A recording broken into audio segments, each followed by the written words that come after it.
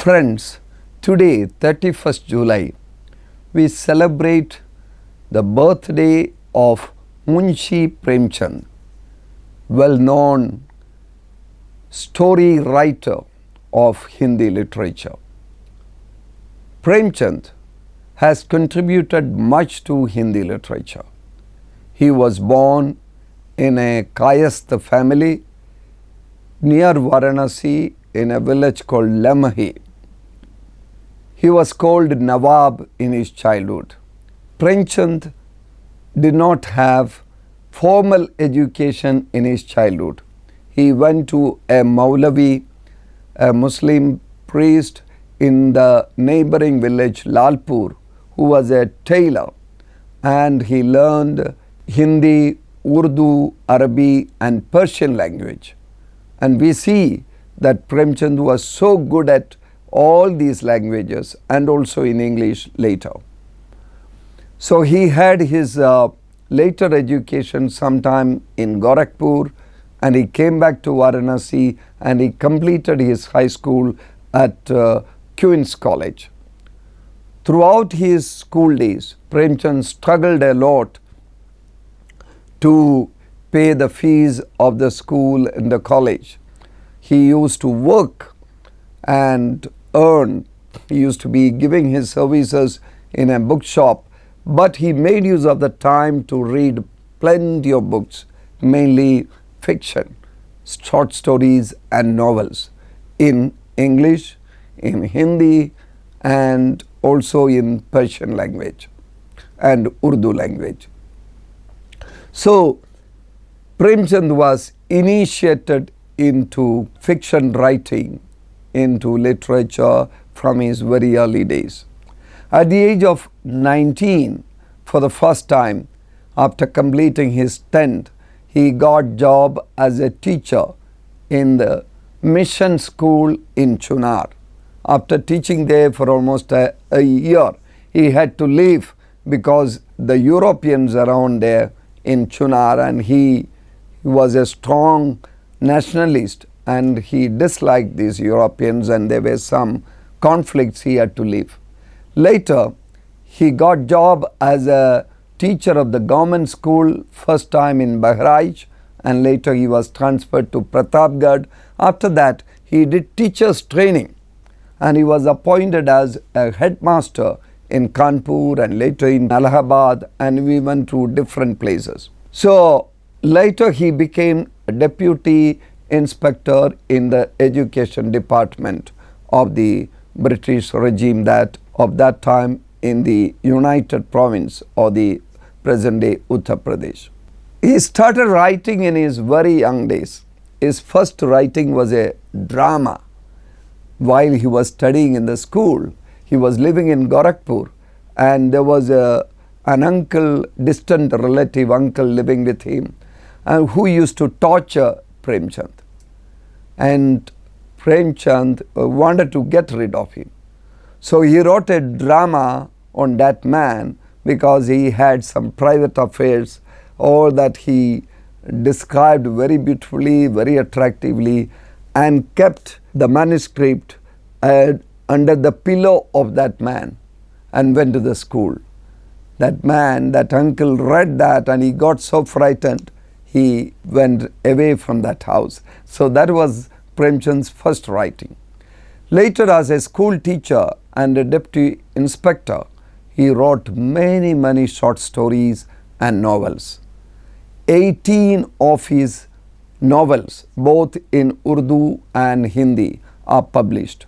229 short stories are published, are available now. And each of these stories have a message, a social message to give. It was during his time as a school deputy inspector that Premchand wrote short stories against the British regime, which were provoking people to join the freedom movement of Mahatma Gandhi.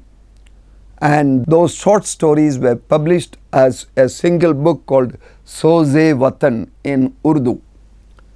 The British government read that, and then they were very angry with this writer.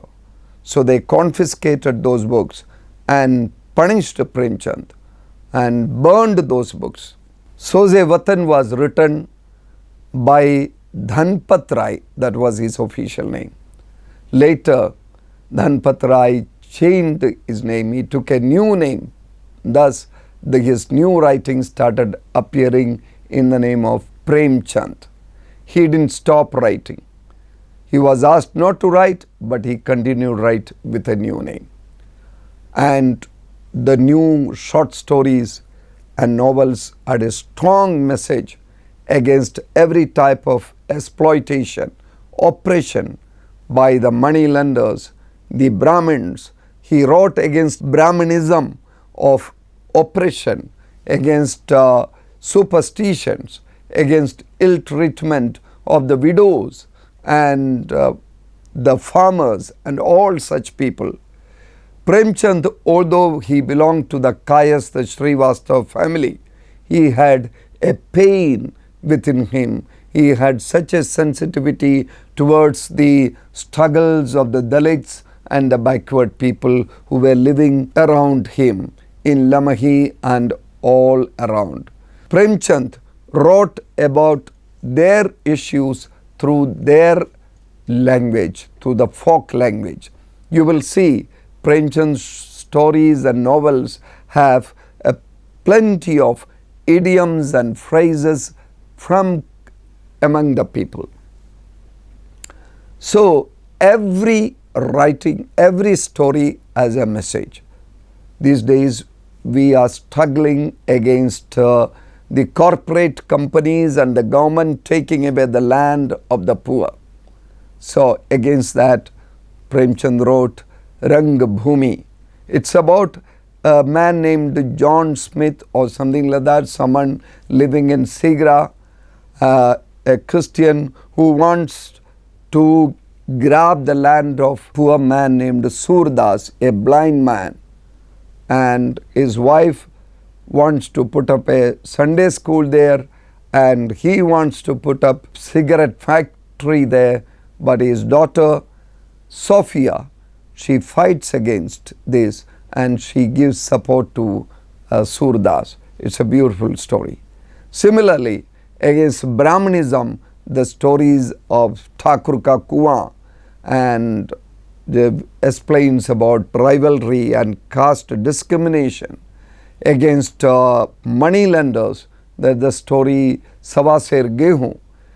So many stories against communal politics, the story of Mandir Masjid. So Premchand did not write just for literature. He wrote for the cause of people's struggles and with solid message.